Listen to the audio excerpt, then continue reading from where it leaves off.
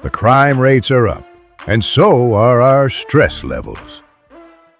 What's the plan, team? How about we take a break? I heard the community center is hosting a stress relief day. Stress relief? I can relieve stress with one roundhouse kick. Clay, it's not all about kicks. We need to address the burnout. We can't serve our community if we're running on empty. Back in my day, we didn't have burnout. We had grit. And back in your day, they didn't have stress balls. Let's combine it. We can have a grit and giggles day. Grit and giggles? I like it. I'll show the kids some moves, but only if they bring snacks. All right, let's set it up. But no interpretive dancing or whatever else you kids do these days. All right, team. Remember, it's about connecting with the community. Let's show them we're human. Just demonstrating the falling table technique. You know, maybe this wasn't such a bad idea after all. Let's capture this moment. Remember, folks, it's okay to take a break and just be ourselves. Hold up, it's picture and selfie time. All right, who's next on cleanup duty?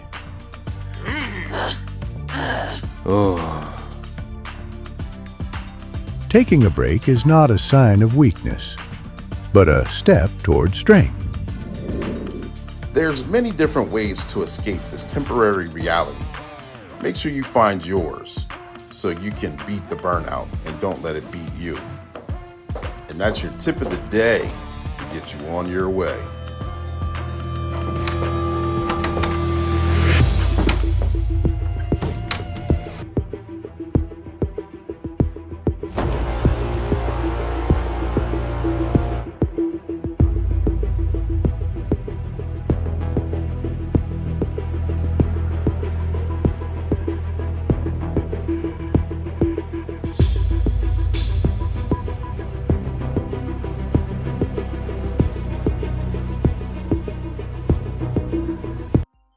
Know about rolling down in the deep.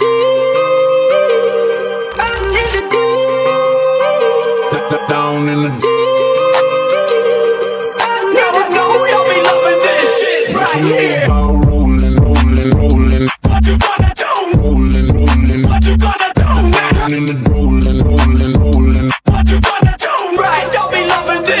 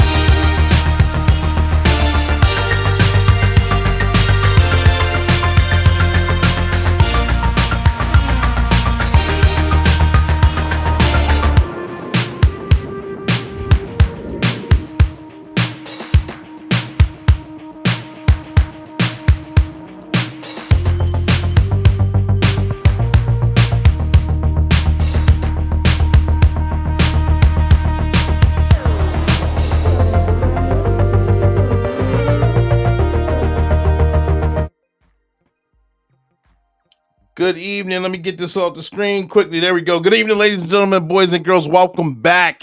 I missed you all. I hope you guys missed me. I know I missed last week with no announcement, and I apologize for that. I was on vacation. I told you guys that July was going to be a play it by ear kind of month, and I thought I might be able to at least fill in a little something or or at least get something on the screen, and I wasn't able to do so. So I apologize. But I'm back in here today, again, Thursday night, 7 p.m. Eastern Standard Time, with the podcast Black and Blue, where we go live weekly on that date and time. And when we go live with a special guest who is either law enforcement or a first responder, whether they're rookie season or retiree. And we talk about their trainings, their experiences, and their publications. And we're not going to fall short today. We got a returning guest. It's been about 2 years since he's been on here, and I'll explain a lot more momentarily. I got to get the intro out the way. I got to get the sponsorships out the way, but we're going to jump. We're got a dynamic show for you. So I hope you guys are ready. I hope you guys tag, like, and share. Make sure you hit that like button while you're here.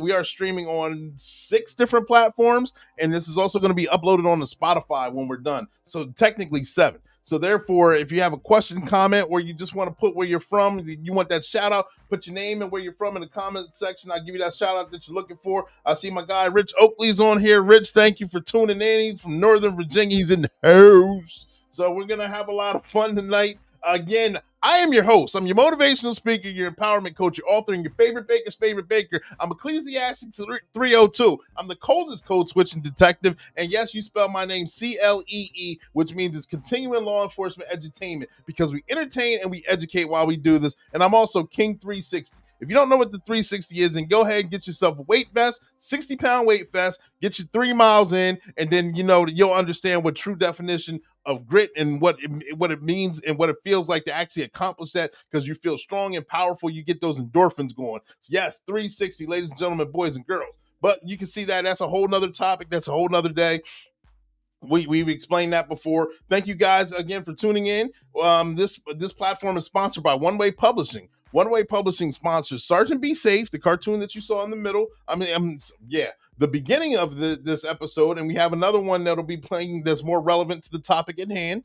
And then the One Way Publishing also, Sergeant Be Safe has his own YouTube channel. My bad, I'm all over the place. My bad. Hey, Nina's in here. Thank you for tuning in. I appreciate you. I missed another comment, just disappeared, so I missed someone else's comment. I'm sorry about that. But Sergeant Be Safe has his own YouTube channel. It's kid friendly, it's educational. It explains a lot of different situations with fraud and strangers and theft and things like that. So Sergeant Be Safe has his own channel. One Way Publishing sponsors this platform right here, the podcast Black and Blue, where we go live weekly at 7 p.m. Eastern Standard Time. And it also, I see Sherry Whitley's on here talking about, hey, thank you for tuning in. And also, One Way Publishing is a book publishing company where I got to write my 5 books, and also clients got to make their dreams come true. They can turn a mere thought into a book that's bought, and they can get that thing done for you. So One Way Publishing is all the way here. For that, to engage with One Way Publishing, workwithclee.com. You see it scrolling below. It's also in the comment section, and it's also in the description box below.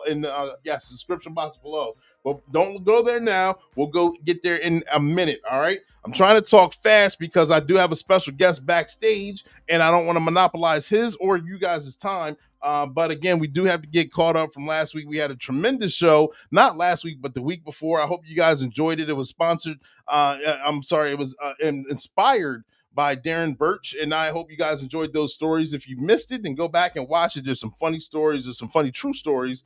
Video cartoonalized, because I'm making up words, or explained in that video, in that podcast itself. So go back and check that out. All right. But ladies and gentlemen, boys and girls, while we are here, I got Dr. Lawrence McCall. He's been on the show. He was on the show back 2 years ago, when the whole setup was different. The background was different. You'll see a whole different vibe. I got to bring him in. Got to bring an intro. So I do have an intro video to show a little bit of who he is and what we talked about then. And then we're going to jump in slowly, not slowly, but very fast, quickly, move into where we're at now and how he's done so many tremendous things since then, and we've evolved. But here's the video. Here's the explainer video, ladies and gentlemen. I go out and I try to find them, and I'll walk them back into the office. Into the jail. I go out there and do their homework for them, and I was able to get on the jail. I wasn't a detective, but I was on the gang and drug unit. At the time, that kind of fit me. I was for the super high and doing a whole bunch of investigations. I'm still from the field, so that helped a lot. That helped me out a lot. And me and my brother, we laugh about it now, but he said I couldn't give you an option, because back then, even though you were a Marine, you would have took the weaker option. So yeah, I tell my kids and the people who I talk to, even today when I make arrests, I take the opportunity to be a leader, and most of them are very appreciative that I take the time out and talk to them, and me, not caring what nationality they are, if black, white, Hispanic, it don't matter to me. We still, if we get a cut on our arm, you bleed red just like I bleed red. Right. And that's the difference between some of these officers now that join the police departments because they didn't have any other options. The COVID hit, either they went to these schools and got these degrees in IT and social work, but they couldn't find jobs. So now I'm gonna go be a police officer. Now I'm gonna be honest, I didn't want to be a police officer at first, but I knew that I only had a couple options. These young men, they tend to think that I'm going to be an officer, but people gonna do what I say because I have a uniform on, and that's not the case. Big mistake, yeah. Yes, sir. So you have to know how to talk to these people. My aunt, before she died, she told me that what she loved about me was that I can walk amongst kings and queens, but never lose the common touch. I like that. I can be able to go and put on a suit and tie and go into a boardroom, or I can put on my t-shirt, jeans, and Jordans and go on the block. I think that helped me out in my years of undercover and my community policing and dealing with the community. Right. And we got a couple of seasoned patrons on here now. Shayla's been with Black and Blue since the beginning. Thank you, Shayla. Kevin Holland's also been here since the beginning as well. Thank you guys both. We're gonna cut to a commercial real quick, and we're gonna come back with some. All right, and that gives you a quick rundown of what we talked about last time. That actual interview lasted for about an hour and 10 minutes or so. You can find that on the YouTube page, the Black and Blue page as well. That clip will be posted there. But I mean, the actual interview is from 2 years ago on this same very platform that we're on if you're on YouTube. But we're going to keep evolving. We're going to keep building in steps. So now that you know who the guest is, and we talk a little bit what have we talked about and a little bit of things from his history, things that inspired him and brought him to the point that we are going to discuss now.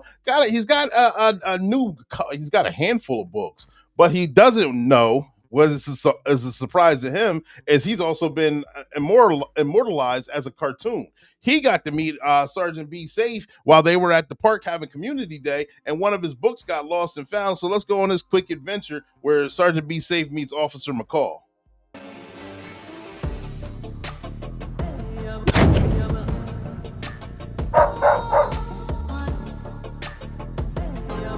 All right, team. Today we're going to create our very own community safety project. And I'll take some aerial photos with my drone. Let's make it colorful and fun.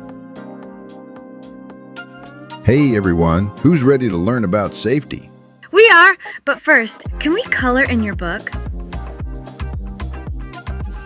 Guys, I need your help.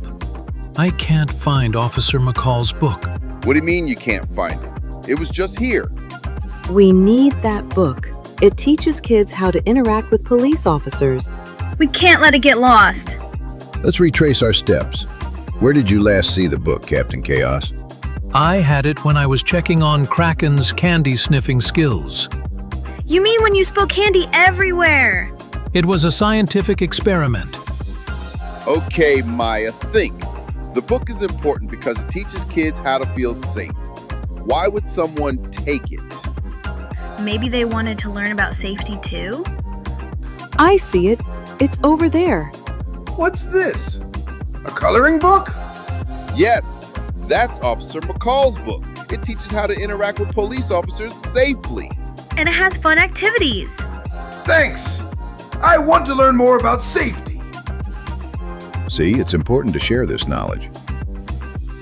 I found Kraken's candy stash. You really need to work on your focus, Captain Chaos. And that's the point. Just like we found the book, we can always find ways to stay safe in our community. I can't wait to color in this and learn more about police officers. Remember, teamwork makes the dream work. When I Meet a Police Officer, Learning, Laughing, and Teamwork for a Safer Community. Grab your copy today. And that's your tip of the day to get you on your way.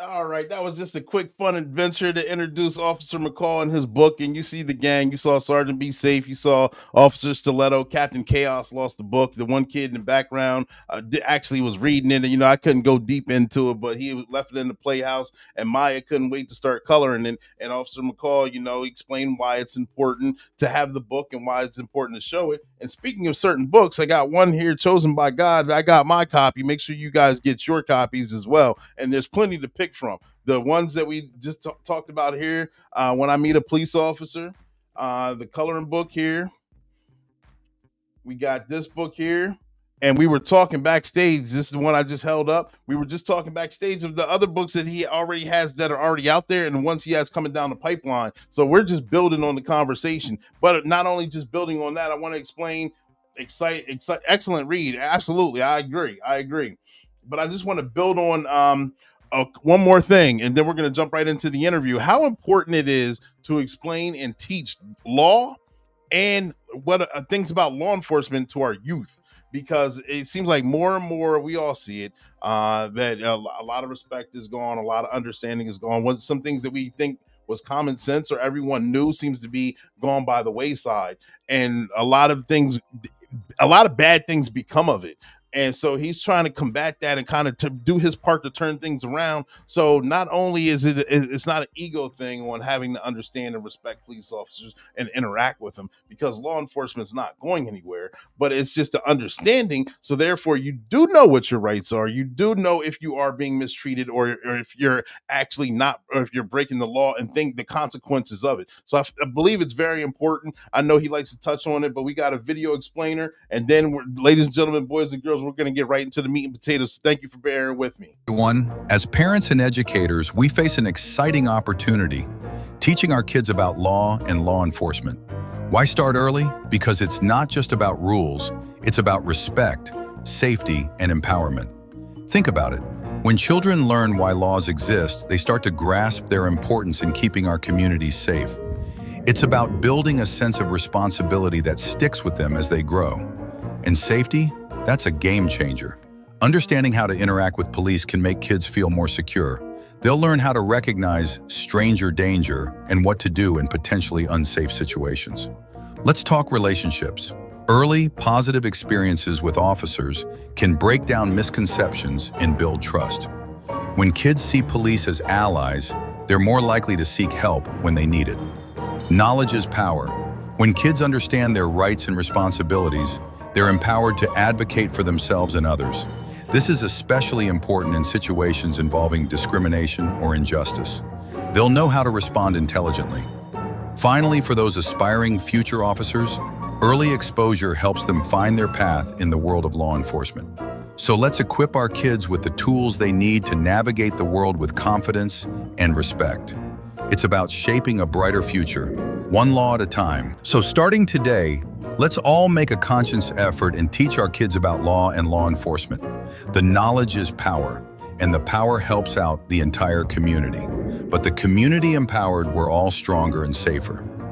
Now, let's talk safety. Knowing how to interact with police can make kids feel empowered and secure. Imagine them learning to recognize stranger danger and how to respond appropriately. And here's a big one: building relationships. When kids meet officers in friendly settings, it shatters stereotypes and fosters trust. They learn that police can be their allies, not just figures of authority. Knowledge is key. Teaching kids about their rights means they can stand up for themselves and others.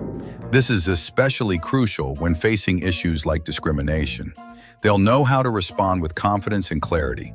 Lastly, for those dreaming of a career in law enforcement, Early exposure lays a strong foundation to guide their future decisions. So, let's arm our kids with the knowledge and skills they need to navigate the world around them. It's not just about facts, it's about shaping a brighter tomorrow. Thanks for tuning in.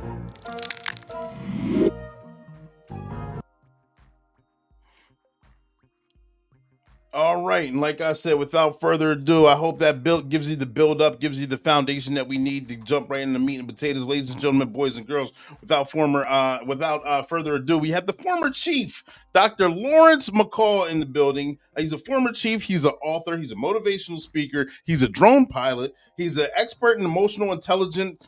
He's emotional intelligence and support, and also a spiritual leader, and so much more. But if I keep going on and on, we're going to be here for another 10 minutes. Without further ado, let me bring him to the stage. Dr. McCall, are you there? Yes, I am. How you doing? I'm doing wonderful. How about yourself? I'm great. Hey, I didn't know who you was talking about at first. It was with all you said. It was like, man, who is he talking about? I can't wait to meet him. Yeah, man, I'm talking about you. You're doing all these great things out here. You're trying to make a difference. You got over 2 decades of law enforcement experience or first responder being in the Marines, even though Army leads the way, I'm sorry. But there you go.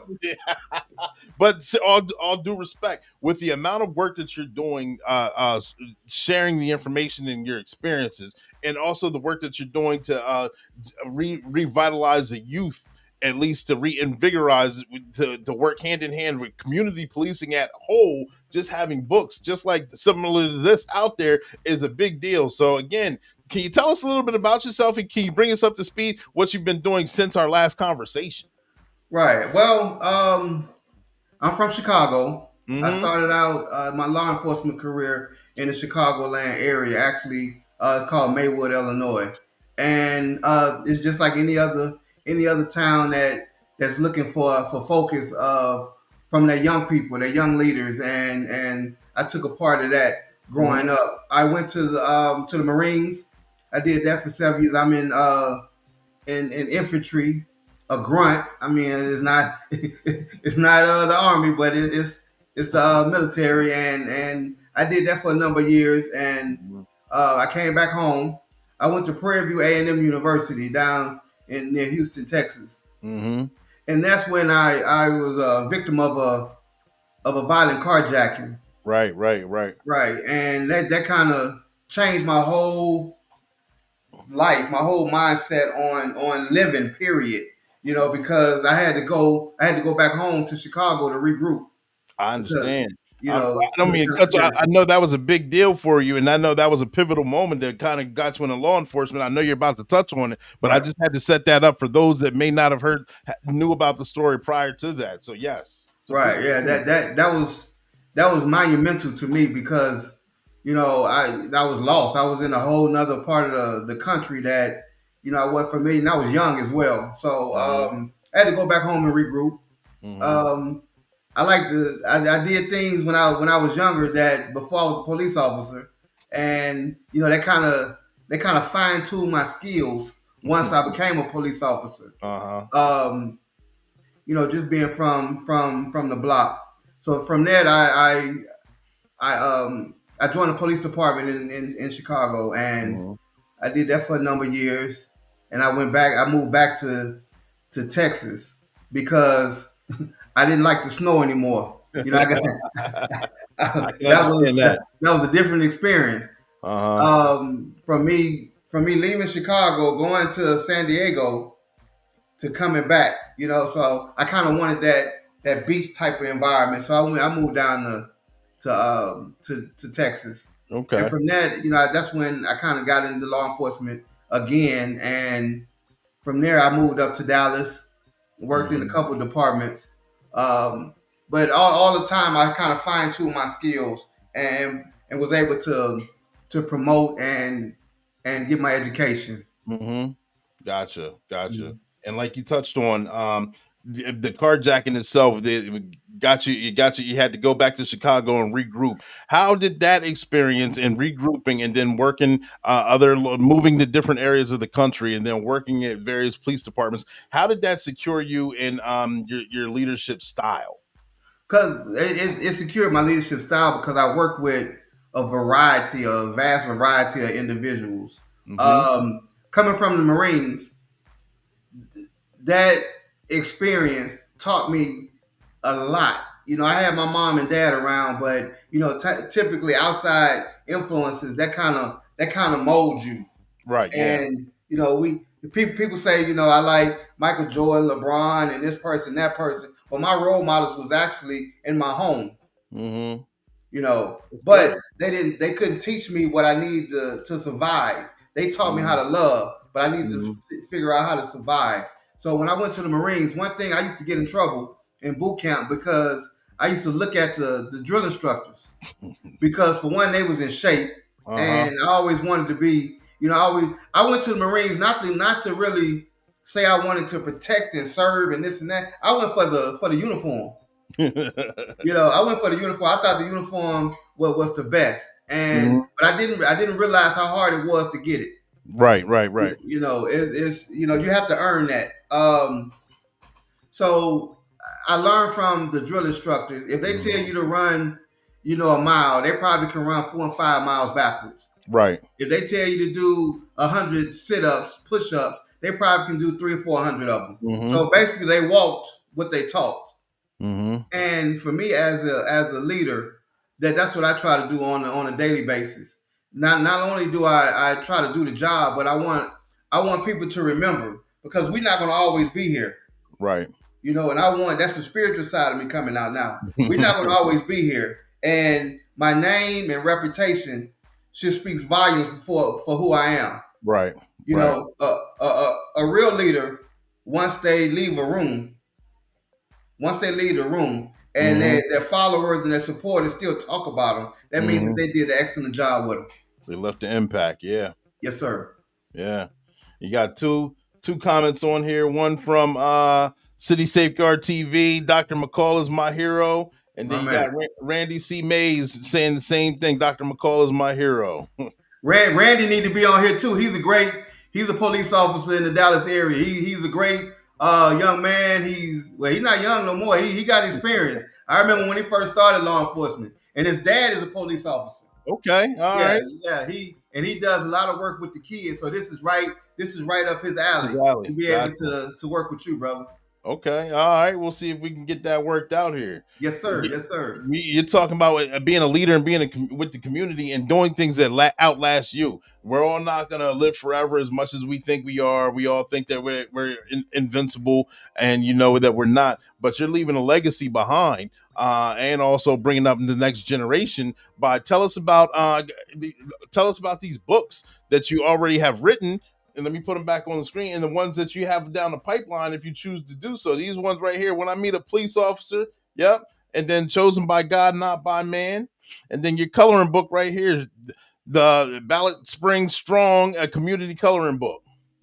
Right. Well, first of all, I want to thank you, brother, for you pulled up the book, man. I mean, a lot of people, they talk the talk, but they don't walk the walk. That's what I'm talking about.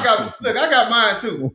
I got mine too, and I got my other ones over there. But I'm gonna tell you, man, that means a lot. Yes, them dress blues mean everything. Thank you, Nina.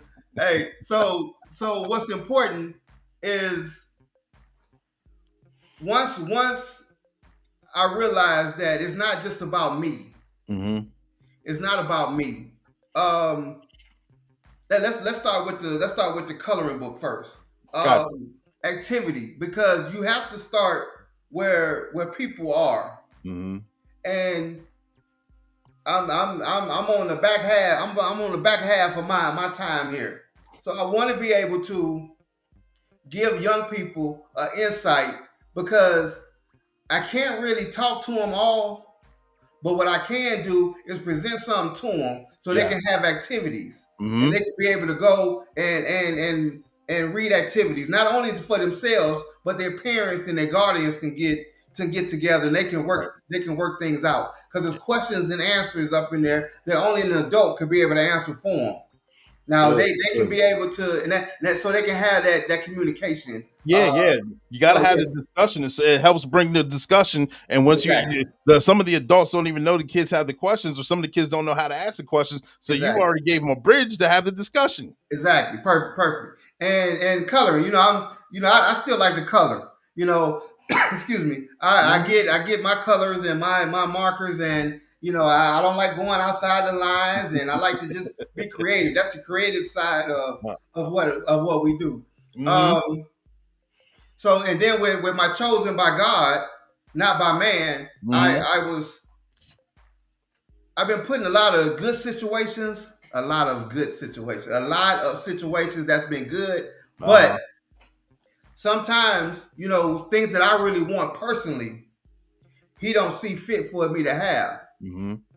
And, I wanted this job, I wanted that job, and cause I knew I could really help. I knew I could really get in there and make a difference, but God see what I didn't see. And then later on down the line, I find out that the community wasn't ready for that. The leadership wasn't ready for change. Everybody say they're ready for change, but they're not really ready for change. You know that, right? Yeah, absolutely. They know. You're a police officer. You work the street. And when people say they want change, but then they really don't, because if it didn't come from them, then it's not a good idea. Yeah. But I'm a firm believer that me as a leader in mentorship, I like to mentorship. I like to talk to people. I never wanted to be the smartest one in the room. Never wanted to be the smartest one in the room. I always wanted to sit at the table. Right. And a lot of times they don't let us sit at the table. And I'm not just talking about people with 20, 30 years of experience. I'm not just talking about the color of our skin or our beliefs. You got to put that like down south, we call it gumbo. You got to put that all in the gumbo. All in the sauce, yeah. All in the sauce, exactly. So combining race, experience, and everything else, putting that together, sometimes you still can't sit at the table with them. And so when I realized that years ago, I continued my education. When the only thing that kind of saved me, because I worked undercover for about 12, 13 years straight. Now, as a police officer, that's kind of unheard of. Yeah, I did 3. Yeah, I did 12 or 13. Woo. Yeah, I did, and the thing is, I was undercover for so long. I ain't never wore a uniform. I didn't know how I feel to put on a uniform again. But at the same time, the only thing that saved me was going back to school, going back and get my bachelor's, going back and get my master's, because when I was working undercover, at a certain time, I knew I had to break off and come and do this homework. Right. And that kind of kept me sane. Yeah. I can see that. Yeah. From that, just watching people, just following the trend of leaders. Seeing what they had and they on their tool belt, in their pocket, meaning that they had the bachelor's degree, they had the executive leadership schools, they had the national the FBI academies and this and that. So I knew that's what I had to do. Not only did I do it, but I also taught at it as an instructor. The problem is, either you're too big for some of these places, or they want people that's already retired 20, 30 years, but want to come back. Right. But then you getting the same old thing. You're not getting a new style, a new leadership, a fresh look at it. Yeah, a fresh look. So that's what made me really write "Chosen by God, Not by Man." Okay. Because many times I prayed for answers, and He was showing me things, but I wasn't looking. Sometimes you can hear things, but you're not listening. Yeah. And that's what I did. I was hearing stuff, but I wasn't listening. He was showing me things, but I wasn't looking. Right. So now that I got old and I got some things under my belt a little bit, I try to watch. I try to watch more than I speak. I try to listen more than I speak. It's kind of hard because sometimes you seeing and hearing things that really don't make sense. But you gotta play your part if you want to be on a team. Yeah, yeah. I want to kind of back up. You said something that people want to change. This resonated with me because I was talking about this in the discussion a few weeks back, and it's amazing that everyone wants change, but for one, no one wants to change because you kind of want things to stay the same because you're used to it. Right. You know how to we get familiar and we get lazy with it. Right. Or the byproduct of that is when something changes, there's always a collateral, something good or bad that you don't even know is Right. going to be affected, and so Right. they're always going to produce another problem or another Right. situation that you don't even see coming. So Right. sometimes you can want to change. You know, I want to change. I'm as a 3-year-old kid. Let's just say, all right, I got to eat my cereal and I got to eat the fruit that comes with the cereal. As I get older, now I can change things because I don't have the parent forcing the fruit and the cereal down my throat. So therefore, I change stuff. I change it for the better because I'm now older. I can take care of myself, and I decide I want to change it to chocolate bars. And Right. for the first couple times, it's delicious. Then after a Right. while, the chocolate bars are going to take effect. I'm going to start gaining weight. I'm going to be lethargic. I'm not going to have the morning energy that I had, and it's going to cause consequences that I didn't see coming. However, it's something I know it's a bad scenario, a bad situation on what I'm bringing, but you got to understand sometimes the things that's not good for you or perceived not to be good for you is the one thing that's keeping you healthy. Right. Oh yeah. Oh yeah. And we have to be mindful of everything we see, everything we get a better understanding before we can react on it. And Mhm. I like your analogy of everything that you said. And but we also got to know. We also have to know ourselves. Yeah, yeah. You have to know yourself in order for you to move forward. Yep. And shout out to my guy Rich. He did 15 years undercover. He calls himself the Jurassic law enforcement officer. Correct me if I'm wrong, Rich. What the Jurassic narc? The Jurassic narc is what you call himself. Former guest on the show. His story is amazing. He went down. He was on back in November, January 24. We had a Okay. great conversation. But yeah, he was undercover for a while. He's got some stories with him too. All right. What's up, Rich? So I'm talking Absolutely. about. I have some good people that's in my corner. Mm-hmm. And they some officers, and my thing is to get into a situation where I can help, where I Mm-hmm. can help people. Because it's not about me. It's about bringing those other leaders in, those other people that can bring something to the table. Uh-huh. When they wouldn't let me sit at the table, I pulled up a folding chair and sat in the corner. So I mean and I want them to do the same thing. Mhm. So it's not really about me. I have good people that really supported me from a higher seat, from the city council, from and I still talk to them on a daily, about different things about life, not really about police business, but about Mhm. life. Right. And they teach me while I teach them. So So some of the it's oh, I'm about sorry. reaching out to people. Yeah, I'm sorry. I didn't mean to cut you off. Pretty good. So some of the things that you guys talk about, or when you guys have those discussions, when you reach out to them or they reach out to you, some of those topics, are they involved at all with community policing? And if so, what's their take and what do you guys discuss on that? Is it in your eyes getting better? Is it staying the same, or do you think it's getting worse? Um, today's society we live in has changed. Mm-hmm. It's not like it was when we were younger and the police ride past and you wave at them. Mm-hmm.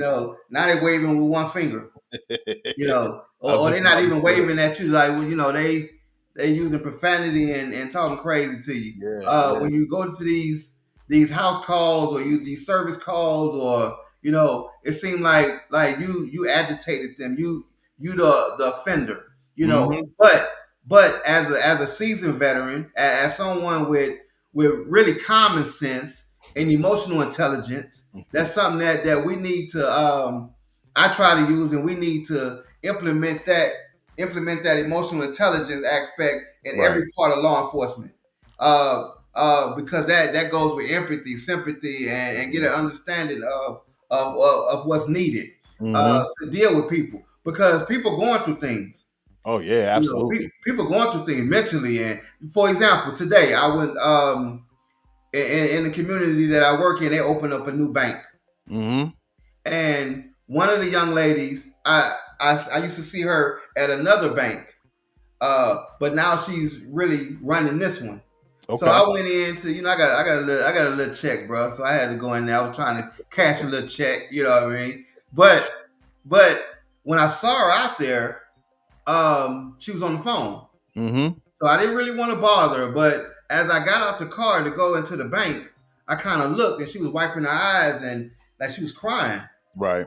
So I signaled to her and asked her to put the thumbs up, and she kind of like turned to me. So I walked over there, Mm-hmm. and she was she had just hung up the phone. And I was asking her I said, "What's wrong? Are you okay?" She was like, "No." She said, "No, I'm gonna be okay. I'm gonna be okay." I was like, "No, something wrong." I said, "Did somebody around here do something to you, or what's going on?" So she basically told me, her personal situation, Right. and I had a partner with me, and she got out the car and she walked around and she hugged her Mm-hmm. and she talked to her and she let her know, you're not the only one going through it. You're not the only one that's been through what you're going through. Mm-hmm. She told her she actually went through it, and I was like, that that that activity, that corresponding, Yeah. that hug that she gave Yeah. made a world of difference in that particular moment. And Mhm. that's what I'm about, is making a difference in that particular moment, which could also lead to a lifelong effect on people. Absolutely. And I like that you were again the bridge, the catalyst. Those two individuals, Right. not only could one empathize with the other one, but she could really sympathize with have gone through either the Exactly. same or something similar. So there's a Exactly. bonding session there, and that builds trust. And not only does it build the trust, it kind of builds a silent relationship Right. where, okay, well, this person said they've been through it, and they're Right. still standing here, and they look like they're at least Exactly. having a good day today. So therefore, even though I know I'm deep in the valley and it seems like everything's all over and hell's coming to get me, Right. that if that person made it, I know I can too. I So it can gives too. that person permission to Right. actually succeed. Right, and that's you hit it right on the head with that one, because I mean she was going through something emotionally, and I can tell from a distance. So not just walking up on and seeing some tears go down. She was boohooing and crying and all The that. real So crying, yeah. yeah, I couldn't just walk away from her without saying something, Mhm. and because I wasn't gonna do that anyway, because I'm not built like that. Right. But it took having a partner. God put us in places at the right time, doing the right thing, and putting people together. Mhm. Because the lady who was with me was a police officer, of course, and she's not there every day. She was a Right. reserve. Okay. Oh, So it okay. just so happened that she was in the car with me while I went, and it just so happened that the other young lady was going through something. So I recognized and knew the young lady, but I put them two together, as you just mentioned, Right. and it worked out perfect. Before we left, she smiled, she laughed, and she asked me, was I coming in to cash my check, and I was like, nah. I said, it's time for me to go now. I said, but I was more concerned with you than cashing this check, because I can always do that tomorrow, but I needed to fix you today, so. And I guess God chose me again to be there to do that. Yeah, kudos to both, to all involved there. Just to make a beneficial outcome on her behalf. So there you all go. Good job. Yeah, appreciate it. Thank you, brother. Yeah, absolutely. So let me ask you, with emotional intelligence, talking about sympathy and empathy, how important is that for law enforcement officers or first responders to recognize, and also recognize it amongst the ranks among our peers? That's a subject people don't like to talk about. I know. It's rough. I get a lot of eyebrows raised when I ask that question. I know, because when you said it, I kind of looked at you like, hold on, and I wrote about it. I did my doctorate on spiritual leadership for police leaders making decisions for officers in the field. Okay. And that alone speaks volumes, because we need leaders to understand that officers in the field go through things. They make decisions. I tell people all the time, I played on Saturdays and Sundays. I'm not a Monday morning quarterback. You know, if you go out there, you make a decision. Yeah. Hopefully, before Sunday comes, Monday through Saturday, we already worked on this. So, Yeah. so right. So you don't have to come in on Sunday and fumble the ball because we already practiced this. Yes, Yep. practice. We practiced this already. And in law enforcement, we practice this. We go to the range. We have trainings. We have things that put us in a position where we can go. We have alert training here in Texas. Active shooting and things of that nature. So we practice that. But also, I'm not a Monday morning quarterback. I'm not in internal affairs. So I look at things for face value.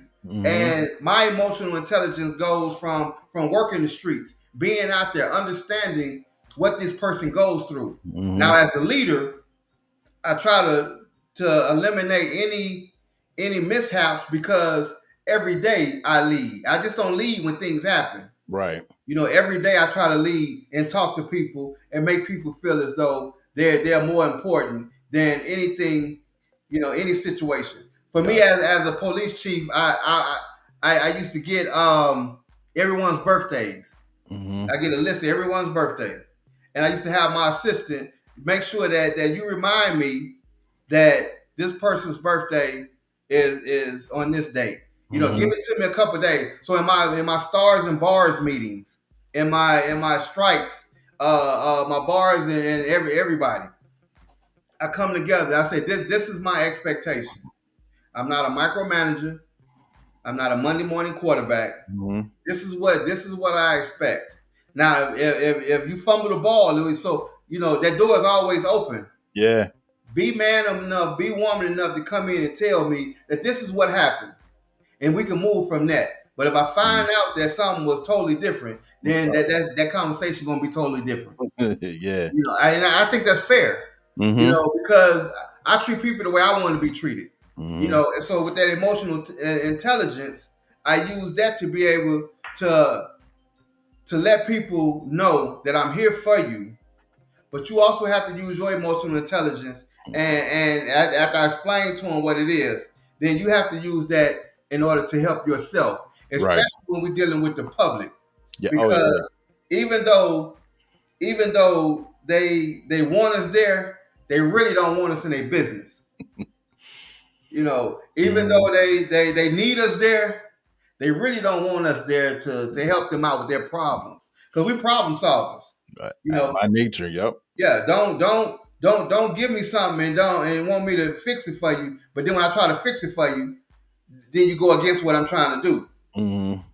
I had a situation the other day where a lady she wanted to she was trying to figure out how could she pay a fine for a ticket that she had, and she wanted to go to court.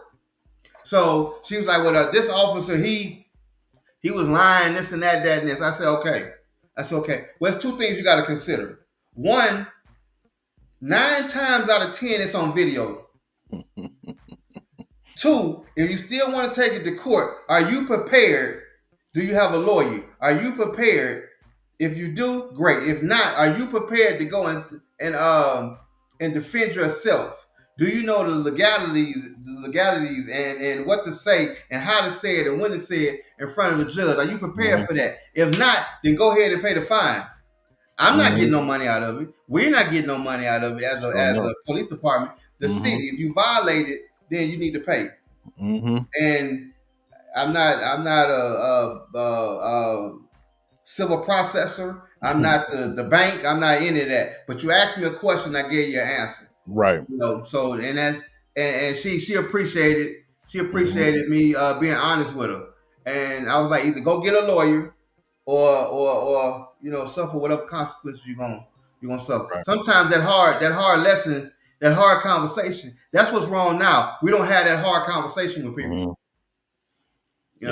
So yeah. Well, I appreciate all that. Yes, absolutely. So therefore, dealing with emotional intelligence, dealing with having the hard conversations that you absolutely have to have as a leader, whether it's dealing with your own peers, dealing with your own troops, as a first responder, or law enforcement officer, or dealing with the public. You got to have those hard conversations. It's not always easy. Right. How do you inspire the up and comers? So let's say a rookie officer is watching someone, or let's just say someone who is thinking about joining the academy and they haven't pulled the trigger yet, for lack of a better term. They go in the academy and they actually want to be that leader. They're inspired by you. They want to work for departments, climb the ranks. They want to be an author. They want to inspire the youth as well. They want to be a role model. What kind of advice would you give them? First, I tell them that they have to have tough skin. You have to have I have a good friend, and I consider them friends, even though we in law enforcement. Jimerson, I have a friend named Jimerson. He's out there. He's out here in Texas. I have another friend, Aaron, that I talk to all the time. And what we do is we kind of piggyback off each other, and we talk about different things that need to be talked about. Sometimes those conversations are hard conversations. And I for the people who want to go to the academy, these officers already been there. So I try to be there for them and let them know my aspect of what I've been through. They've been through things as well. You know, some of them have had to go to trial for different events in their professional careers.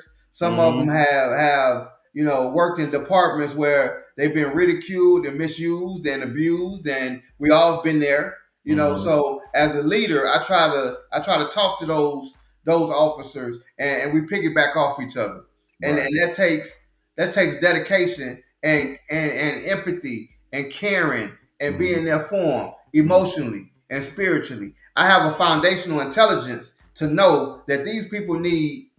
Hey, I'm gonna have to write that foundational intelligence. That's gonna be my next. So I had a foundational intelligence to know. Look at that! Remember where you heard it first, folks. Go ahead. I'm sorry. Let me write that down. Foundational intelligence. But I have to have that. I have to have that understanding, and we have to have that understanding. So for the young people that's going into the academy, like I said, you have to have thick skin because we're dealing with a different dynamic of people. We have a dynamic of people that's social media driven. Yeah. That's learning their people skills off of TikTok videos, off of TV, off of different aspect of, so that's where they're getting their learning from. They're not getting their learning from the house. They're not getting it from just being around intelligent people, because mom and dad, depends on where they live at and how they living, mom and dad have to work, if they even together. Yeah, I was just about to say that. If they even together, they have to work. So they're not really taking time out to show these young people, and then these young people, as I think I mentioned in the previous podcast with you 2 years ago. So I'm bringing it back up now because it makes sense. These people are coming into law enforcement because these other jobs not giving them opportunities. And also in law enforcement, their minimum standards are lowered to appease them. And that's what's hurtful. They come in here, they come in law enforcement thinking that it's different, but when they get here, they really realize that it's different. Yeah. When you lock up your god brother because he's doing wrong, then I did that. My first arrest was my god brother. Wow. In Chicago, my first arrest was, and so anything after that is easy for me. Yeah. If I locked up my own person that bought me the handcuffs that I put on him.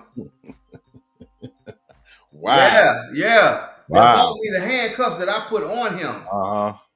Because back then police departments wasn't giving you uniforms and badges and guns, and they gave you the opportunity. Yeah. You had to go out and buy your duty belt. I remember buying my own equipment when I first started. Yeah, you had to buy your own equipment. So my god brother bought my handcuffs and 2 days later, I had to put them on him. Wow. You know how hard that was, bro? Yeah. That was one of that was a situation I never phantom. I never thought I'd have to do. Mm-hmm. You know, especially growing up in a city. I mean, police in the city I grew up in. Mm-hmm. You know, you don't think about it. Like you go to the academy and you thinking that, nah, you know, they gonna, you know, I'm on police officer, I got a uniform. You know, when I tell them to do something, they gonna do it as long as it's ethically and legally correct. They gonna do it. Negative. You know, a fight gonna go with it too. You know what I mean? So I took that opportunity to learn that just because you're a police officer, that doesn't mean that they're gonna do what you say and what you ask them to do. And then with all the things that's going on in society, these young officers that's going to the academy, are they ready for the backlash, the ridicule, and everything that goes with it? Yep, the collateral, like you talked about. I'm sorry? I was just saying the collateral of what we talked about. Yeah. So when you have good leaders, they take time out with them, with these young people, and you have these hard conversations. These hard conversations are needed. Yeah. But because as a police officer, when things happen, most people, they run away from gunshots. As a police officer, we run to the shots. Yep. Are you ready for that? And that's that real conversation that a lot of people not having. Yeah. And just like Nina, just going back to her comment, my mentors have the hard conversations with me. At least they're honest. Don't sugarcoat anything. Tell it to me straight. Absolutely. Tell it to you straight. Yeah. No chaser. Yeah. No chaser. Thank you, Nina. Yep. So therefore, let me ask you this. I mean, we're coming up on, I don't want to monopolize everyone's time, but we're having a great conversation. And therefore, you got a lot of good material. You made a lot of good connections here as well. And those that are going to be watching the replay. If there's anyone that wanted to either have a conversation with you or know more about you or follow you on a social media platform, or get some of these books. I mean, I got mine. I don't know if everyone can come on screen and hold their book up like we can, but I can go ahead and hold my book up. So therefore, talk about it. Tell them how they can find you or get some of these books that you already have or already coming down the pipeline. On all social media platforms, it's Dr. Lawrence McCall. Okay. On all social media platforms. I have a QR code that they can get. I believe I sent it to you. I don't know. I'm gonna post it here. Okay. A QR code. And to be honest, it's about getting the book out there to the masses. Because I can talk to one or two people, but if I can get the book out to the masses and they appreciate the book. I was working at a church on yesterday. I was at a church. I'm sorry, and the guy bought the book Sunday. Oh no, sorry. That's okay. I had to open a different profile to try and pull this thing up. I'm gonna have to post in the comment section. That's cool. A little later. I apologize, y'all. No, you good. I sold him a book on Sunday. He said he read it. My book is not, as you see, it's not real thick. It's the words are not too small. I want people to get in and get out. Get in and get out and wait for the next one because it's coming. I had to as down here in Texas, we popped the trunk. I had to pop the trunk and sell it to him. But he really enjoyed it, and I asked him some questions. He was saying that it was entertaining to the point that he didn't want to put it down. He read it in probably 2 settings because he had to go and do something, but he really wanted to read it in 1 setting. But he really enjoyed it. I have another book called Dazed and Confused, Hood Ties, and that goes with for me and my guys who I grew up with. Right. I'm listening. I'm sorry. I'm trying to find a way to get this QR code while we're live. Okay. My Dazed and Confused Hood Ties, that's about a group of my friends growing up in the Chicagoland area. And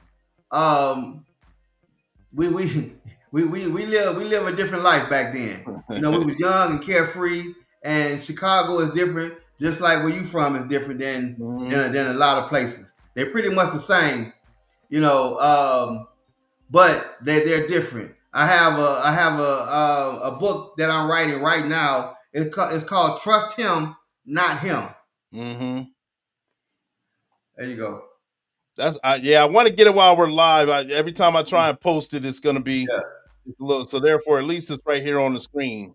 Yeah, I I got a book. I have a book called Trust Him, Not Him. Mm-hmm. You know, that's putting your faith in God and not in man. Mm-hmm. You know, because that's what we do all the time. You know, we put our trust in somebody and our belief in man, and they'll fail you every time. Oh, You know, yeah, so it's different things that we need to do. We need to help ourselves. You can't continue. Now you can ask God for certain things, for a spiritual blessing, for favor. But if you don't put the work in, just like what we're doing right here, you know, hopefully we putting the work in to make you. I know you are, because you all over the place. You know, I get your fees, man. You know, and I was wondering if you was gonna call me and see if we could put something together. You know, you got the cartoon going.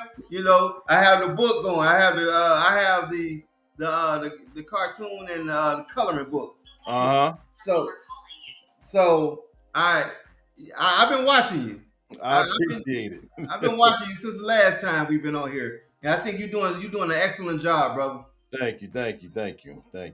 I mean, I think we're on the same battle. We're moving the needle forward. We're trying to show a humanized version of ourselves and humanize the badge, while still trying to leave a positive message and a legacy behind, and still being a bridge for others to follow. So that's all it is. And I was able to let me get this up here. Yes, and let me move this banner out the way so we go ahead and see that in its full glory.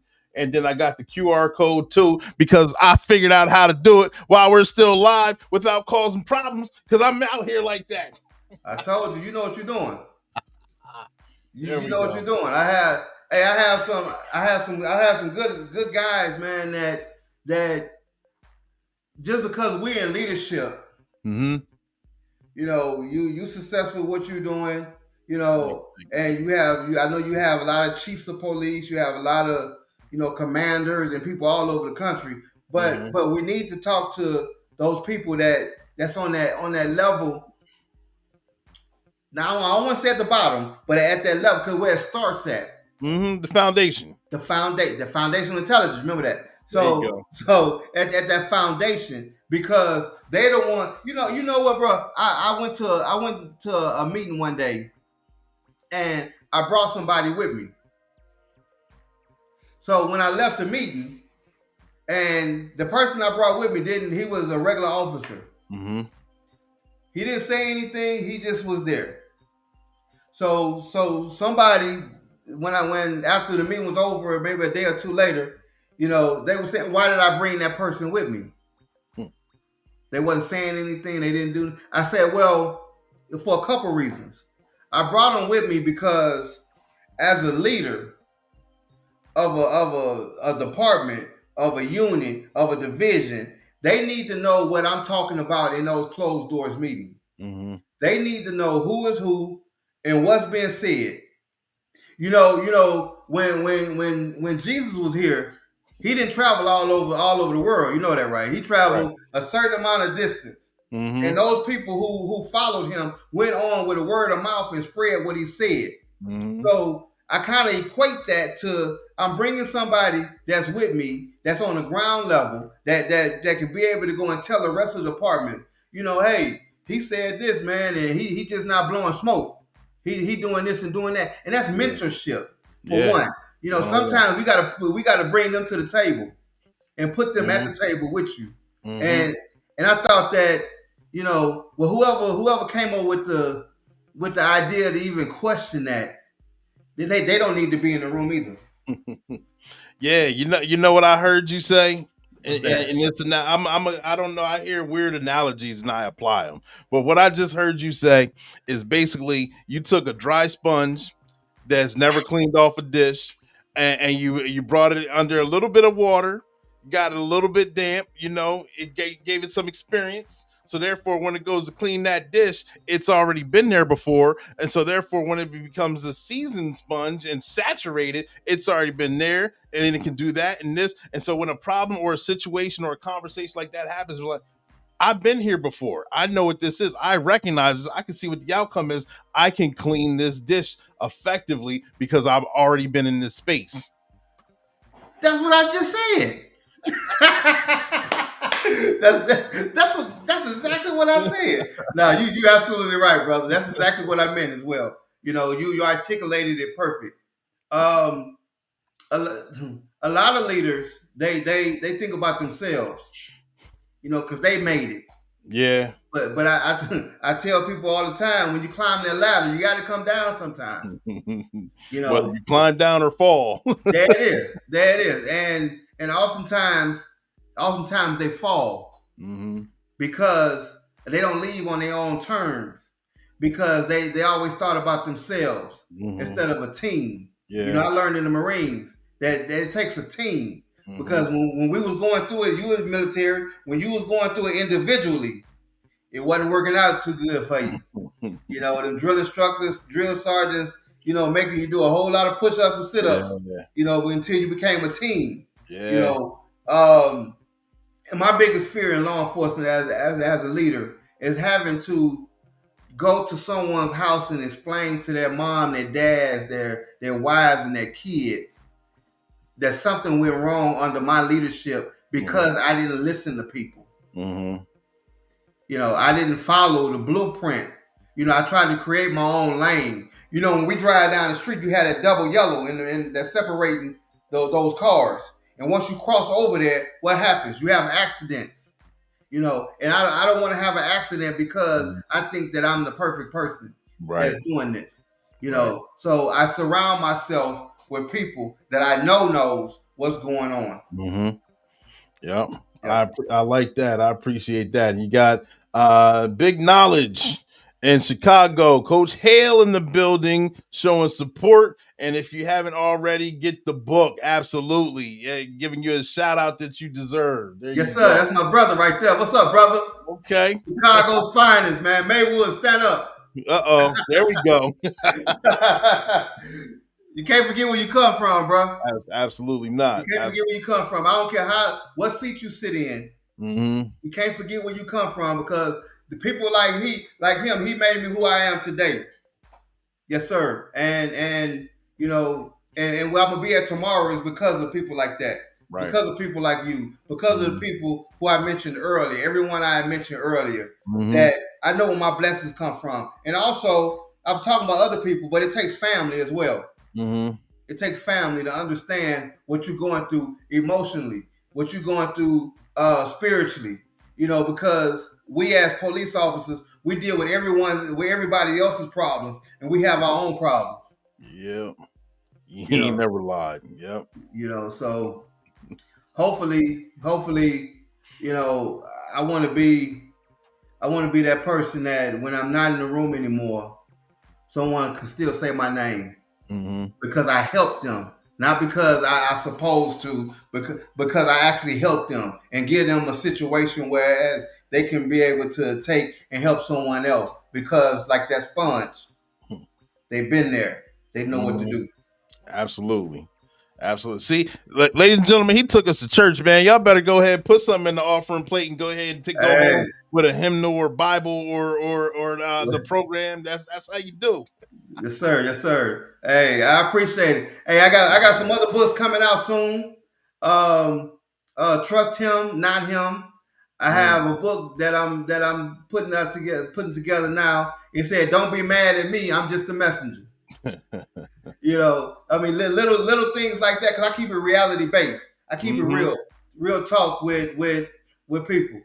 What did he say? What's up, Randy? Randy C. Mays, great conversation, man. Thank you, sir. I definitely have my copy of the book. Love that Dr. McCall's ambitions and dreams haven't changed in the 12 years that I've known him.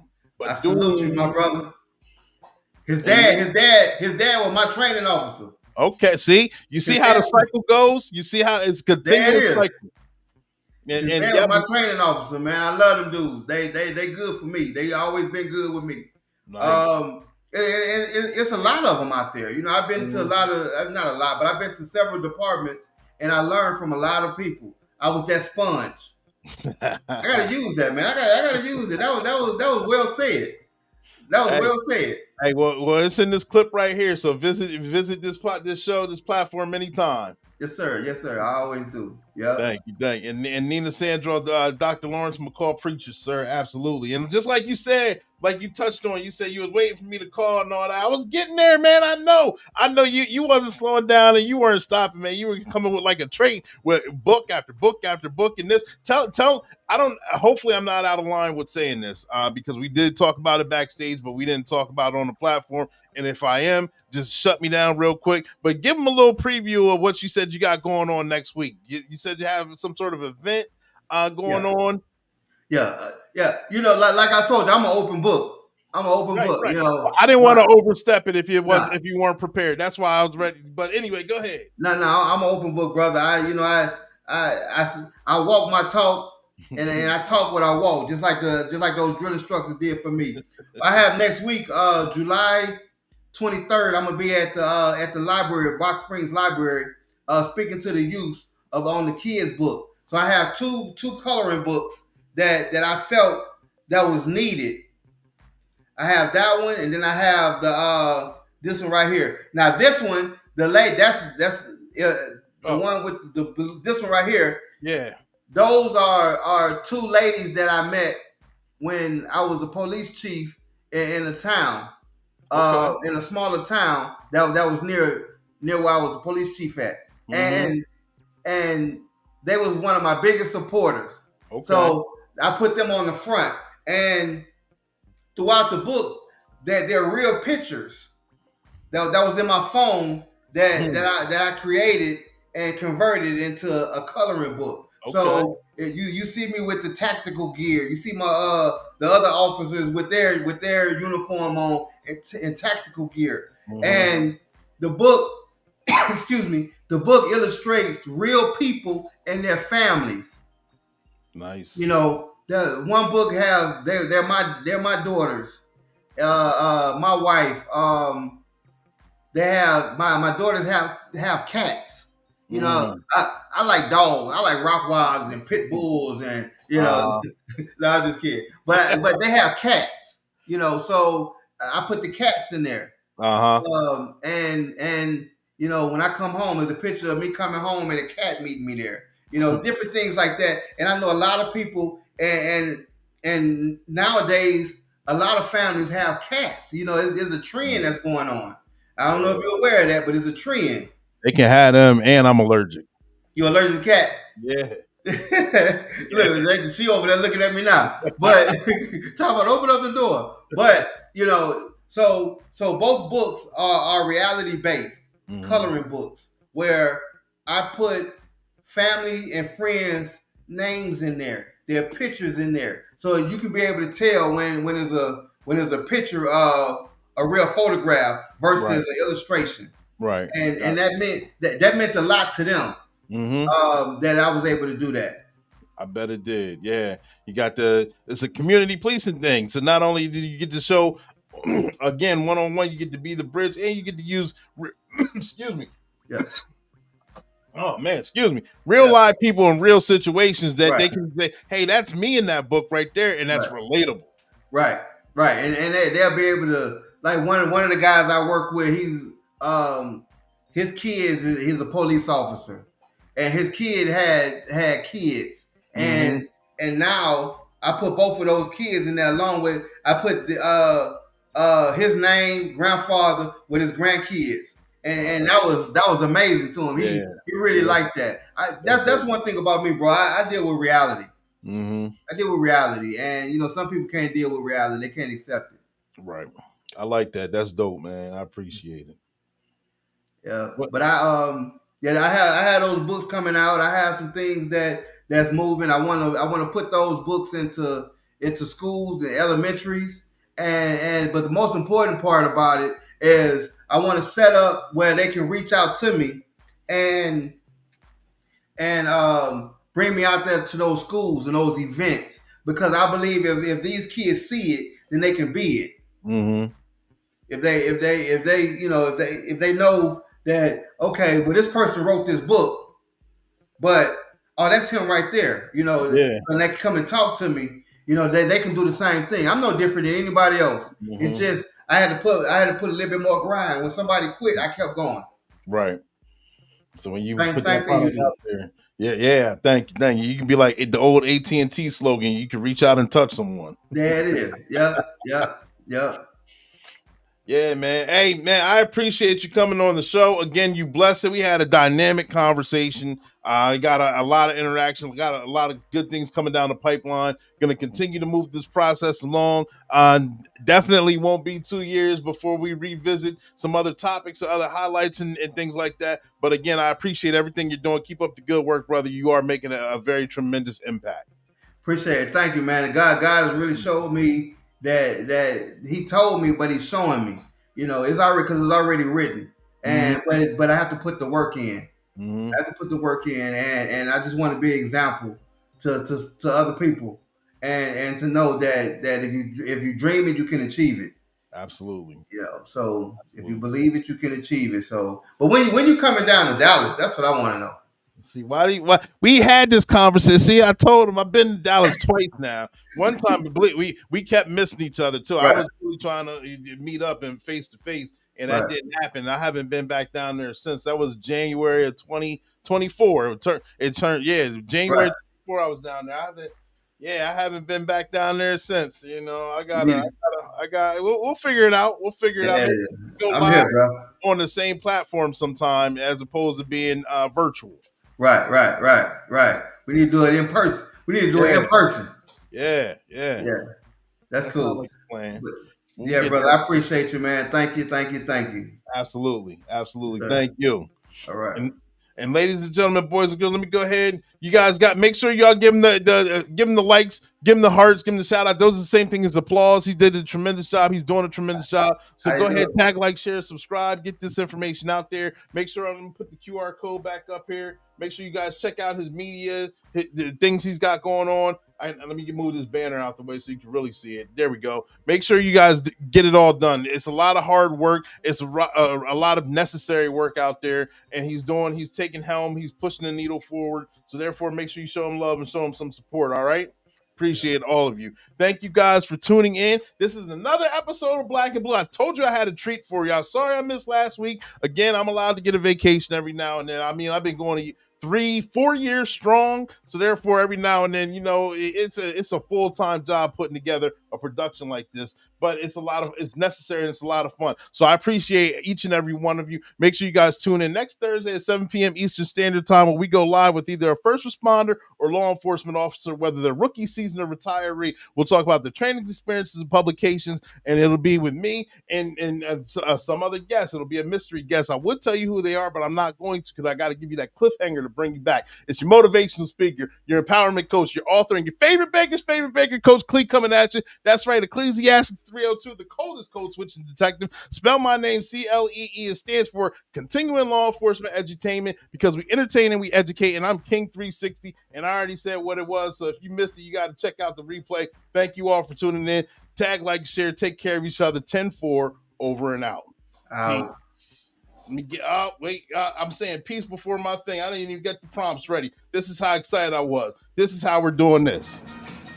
Black as you is, there's a whole lot of blue still shining through. Just the facts, ma'am.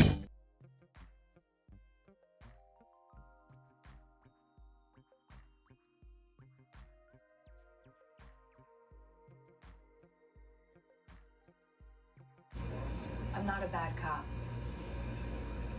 I never once said you were. It would be real simple if the problem was bad cops.